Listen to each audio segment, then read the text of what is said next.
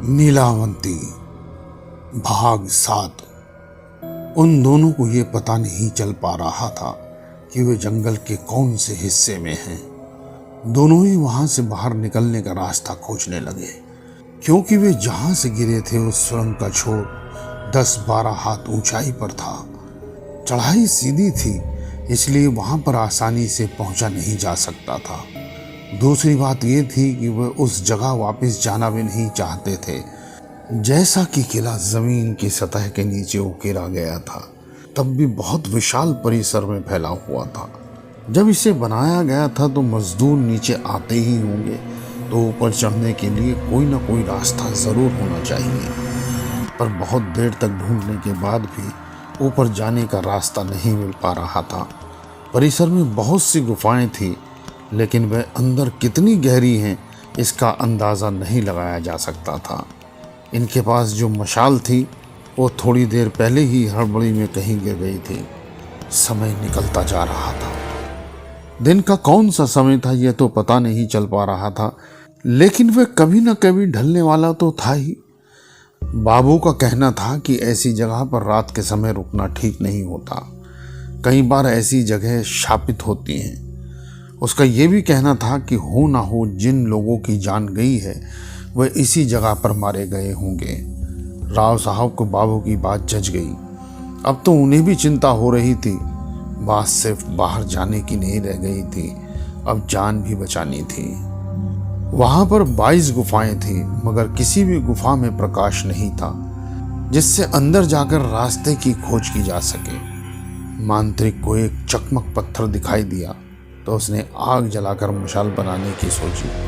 बहुत देर कोशिश करने के बाद आखिरकार आग जल गई, पर दिन ढल चुका था। अंधेरा धीरे धीरे और घना हो रहा था। उनके पास ज्यादा समय नहीं था। पहली गुफा के अंदर मशाल लेकर दोनों दाखिल हो गए। लगता था कि गुफा बहुत दूर तक फैली हुई थी, क्योंकि मशाल का प्रकाश ज्यादा दूर तक पहुंच नहीं पा रहा था। वे जितना भी आगे जाते गुफा उतनी और आगे दिखाई देने लगती। दिन भर जंगल में चलने के कारण पहले ही दोनों के पैरों ने जवाब दे दिया था। ऊपर से वो सुरंग से भी गिरे थे जिससे चोट पहुंची थी। पेट में कौवे हल्ला मचा रहे थे, और ऐसे में यदि एक एक गुफा इतनी बड़ी हुई तो क्या कर सकते थे। मशाल आधी खत्म हो गई। तभी बाबू ने कहा कि हम और आगे नहीं जा सकते, क्योंकि फिर वापस जाने के लिए प्रकाश नहीं बचेगा। अगर इसी गुफा में फंसे रह गए तो दिन ढलने पर भी प्रकाश नहीं आएगा और दिशा का पता न चलने के कारण गुफा के अंदर ही फंस जाएंगे। राव साहब का कहना था कि पता नहीं हमारा यह निर्णय कहीं गलत ना निकल जाए। हो सकता है कि बाहर जाने का रास्ता इसी गुफा से निकले।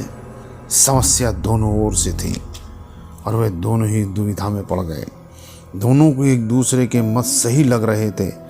निर्णय लेने के लिए वक्त नहीं था, नहीं तो मशाल वहीं पर बुझ सकती थी। वो गुफा के बहुत अंदर तक आए थे। बाबू ने कहा कि राव साहब की बात ठीक है, लेकिन हम पहले बाहर जाते हैं और बहुत सारी मशालें बनाते हैं और दूसरी गुफा से फिर से शुरुआत करेंगे। यदि बाकी गुफाओं में रास्ता नहीं मिला तो फिर से पहली गुफा में जाएंगे। इससे हमारे बचने के मौके बढ़ जाएंगे। राव साहब ने बात मान ली।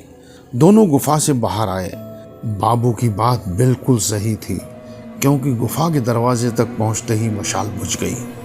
रात को तारे नजर आ रहे थे। बाबू जो रात को खजाना निकालने के लिए जाते समय तारों से ही समय का अंदाजा लगाया करता था, वह समझ गया कि आधी रात बीत चुकी है। अब खतरा पहले से कहीं ज्यादा बढ़ चुका है, क्योंकि रात का ये वही समय था जिसमें सभी अनहोनी घटनाएं हुआ करती हैं। साधनों की कमी की वजह से मशालें बनाने में बहुत समय लग रहा था। वैसी परिस्थिति में भी बाबू ने 5 मशालें बना ली थी, लेकिन उन्हें यकीन नहीं हो रहा था कि इतनी मशालें एक गुफा के लिए काफ़ी होंगी। बाबू भी थक गया था। उसका मन तो कह रहा था कि रास्ता खोजना ज़रूरी है, लेकिन तन साथ नहीं दे रहा था। उसे विश्राम की सख्त ज़रूरत थी। राव साहब की स्थिति भी इससे अलग नहीं थी। दोनों ने सुबह होने का इंतज़ार करने का फैसला किया, और बाहर ठंड भी बहुत थी, इसलिए उस गुफा के अंदर सोने चले गए जिसमें वो पहले जा चुके थे। वे ज़्यादा अंदर नहीं गए थे। दोनों लेट गए। भूख और थकान के बारे में उनका बुरा हाल था। लेटते ही दोनों की आंखें लग गई। तभी राव साहब को कहीं से पायल की आवाज़ सुनाई दी। पहले उसने सोचा कि ये उसका वहम होगा। कभी कभी थकान की वजह से भी दिमाग भ्रम को पैदा करने लग जाता है। फिर से वैसी ही आवाज़। अब की बार बाबू की भी आंखें खुल गई और वह उठकर बैठ गया। राव साहब को पहले से उठा देख बाबू जान गया कि उस अकेले को ये आवाज़ सुनाई नहीं दी। फिर से पायल की आवाज़ आई, इस बार ज़्यादा तेज। दोनों को डर तो बहुत ज़्यादा लग रहा था, लेकिन उसका सामना करने के अलावा उन दोनों के पास कोई और रास्ता नहीं था। एक दूसरे का हाथ थामे हुए दोनों गुफा से बाहर निकले और देखने लगे कि आवाज़ कहाँ से आ रही है। थोड़ी देर बाद फिर से आवाज़ आई। वह किसी गुफा से आ रही थी। वह कौन सी यह पता नहीं चल रहा था। आगे की कहानी भाग 8 में।